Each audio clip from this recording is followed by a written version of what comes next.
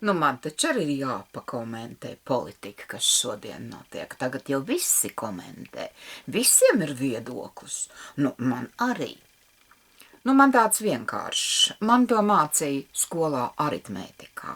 Saskaitāmo kārtību nemaina rezultātu. Tā es to redzu. Un ne citādāk.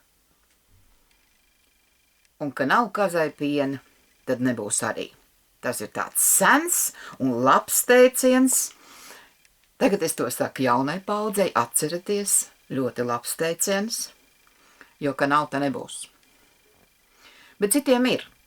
Mums ir fantastiski cilvēki, mums ir gudri bērni, mums ir tikai kārtība jānodibina. Mēs vairs nākotnē jau tuvā ne ķeksīšu dēļ dzīvosim, bet dzīvosim, lai dzīvot vēl ilgi šī valsts un šī tauta, cienīsim savu valodu, godāsim savus senčus, jo šodien notiek ļoti interesantas lietas. Austrumiem ir interesi par Latviju, un ne tikai austrumiem. Un tas nav tās skaistās jūrmālas smilšu dēļ. Smilts ir arī citur. Kad es to stāstu jaunākiem cilvēkiem, nu viņi runā par klimatu, ka mums te nav vulkānu, zemestrīču, nu paldies Dievam nav. Uzpūš vējš, nu paldies, izpūš muļķības no galvām ārā, arī svētīgi, un varbūt pērkoņa laikā arī nevajag iet no mājām ārā. Visus darbus taču var sakārtot, un kaut ko arī neizdarīt. Nu ko nevajag? Būt veselīgi. Tā mūsu lielākā vērtība ir kultūra. Un es nerunāju par dziedāšanu un dejošanu. Es runāju par darbu kultūru. Par to, kas mums nāk no senčiem. Mums ir tikai jāatcerās, kā tas ir bijis. Un tautas dziesmas palasiet, ieklausieties savā sirdī. Vienalga, ko jūs darat.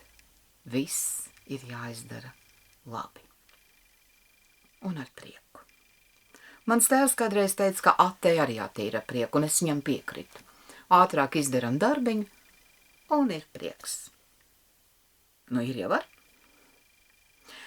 Nu, skaisti jau būt, ja tā paslavē tas priekšnieks to apakšnieku par labu padarītu darbu. Nē, mums labāk liek piemaksu par labu padarītu darbu. Es domāju, ka nevajag piemaksu. Vai drīkst valsts sistēmā strādāt slikti? Tāds ir mans jautājums. Ak, tā kāds saka, nu es tāda esmu. Nu, ja tāda esi un negribi mainīties, tad jāmeklē cita darbvieta. Nekādi lielie brīnumi jau mums kopā nebūs jādara. Un nav jādara. Gluži vienkārši visas lietas jānosauc īstajos vārdos. Pacenšties nemelot, neizlikties un nebaidaties runāt patiesību. Ticiet man, neviens jums pāri nedarīs. Iztaisnojiet muguras, paceliet galvu, skrots uz priekšu un plecu uz atpakaļ.